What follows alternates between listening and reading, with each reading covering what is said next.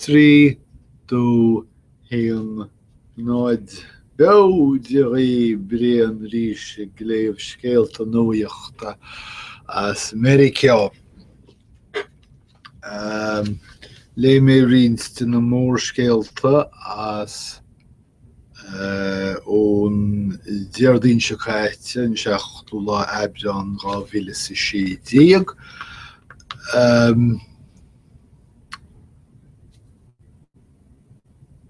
Maliscéal sílim gúil fára I míisteach ma húil in is hagam. Bhí me caint faoi na twins sin cúpla agus leachúpla. Deirm se twins agus den deall leis. Bhí siad cónasca sin an term a bhí testar ben. Agus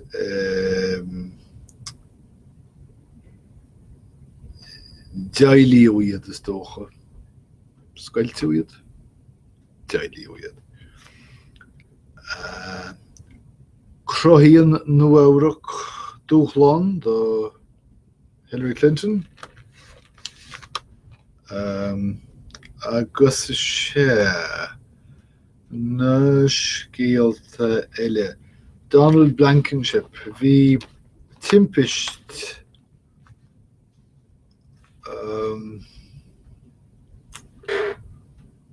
báswar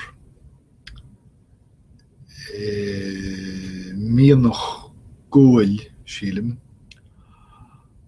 deascar as chólacht mína dóireachta ag sáú caidan sábháilteachta. Well, sé bliana I ní an tionúisc sin gearú blian prísúnachta Ríomhaimeach sílim an chólachta Donald Blankenship. Tá Seanad bhFíoch bhíoch, tá fíoch arsúl. Faltnas, nimh sanneol Seanad bhFíoch agus tá sé seo ag sáú éobair a dhéanfaí olchóiriú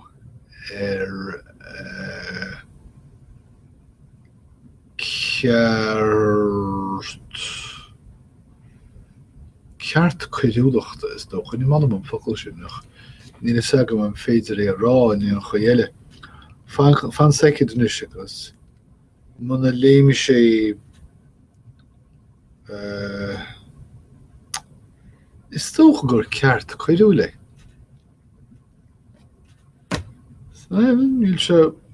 Níl sé puc níos aistí as béarla is dócha. Ach tá rigéirí sa Seanad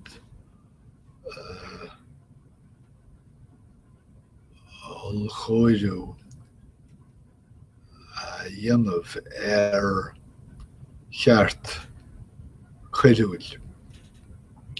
Agus ní féidir é dhéanamh mar dhealtar an fíoch seo tá arsúil sa Seanad.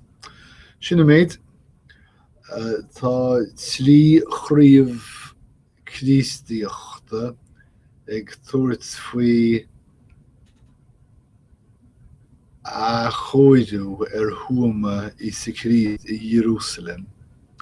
Ní le nó deile le ráthagam. Tá ag áitimh Jacob Zuma san Africas Éireas Efig mar gheall bhreabireacht.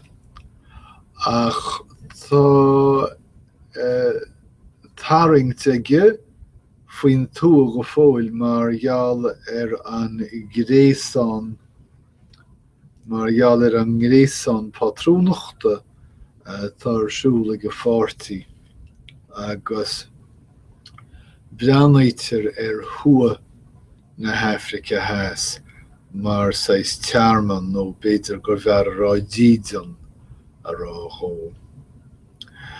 Bhí mé ag rá gur rá Bill de Blasio tréis an tionscadal isce an píblíne nua a chur fionraí ach is cosúil go bhfuil sé bhallart tuaidime nó hála mallartú tuaidime cibé. Tá tharrán a deireadh gur shampoo é seo agus má se b'fhéidir gur be.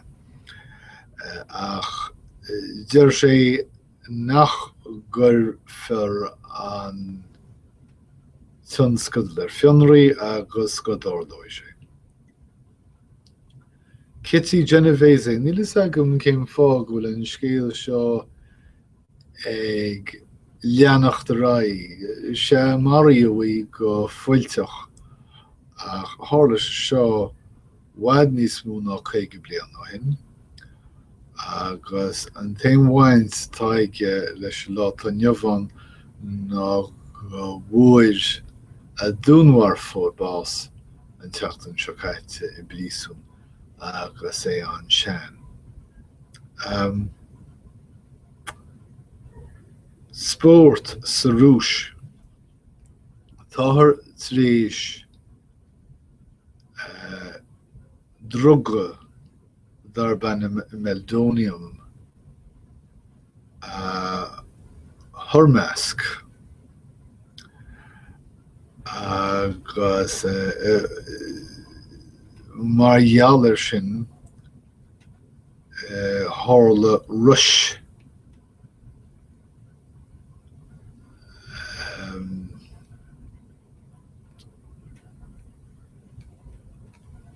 cad é focail tá bhaid miniachar. Sin an fág bhfuil mé déanamh seo dócha chun na focail seo a thabhairt arás chun cuimhne arís ach tan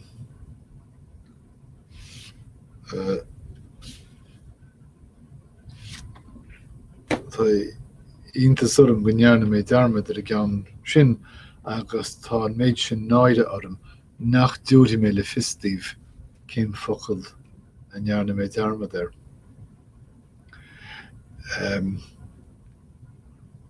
Cibé a tharla rush cúlathe I measc lúthleasathe na rúise tá siad go léir ag aistearing amach as na chomórtais agus na clifí nó tá siad á nionadú le lúthleasathe eile agus is sé meldonium is dócha is cosúil is cúis leis an rush aistearingta seo. Tá American Idol ag teacht chun na críise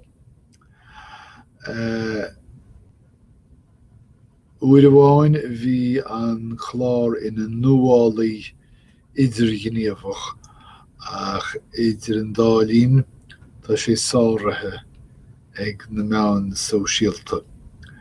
Agus sin na méid sin iad na meán scéalta ón lá sin Tásúil agam gur bhain sibh tainmhas agus go rólam sibh rud a cínt. Idir an dálín guím lá má a raibh go léir agus tásúil agam go bhfeice muid chéile ríis ar a bhaid. Slán, Támaid.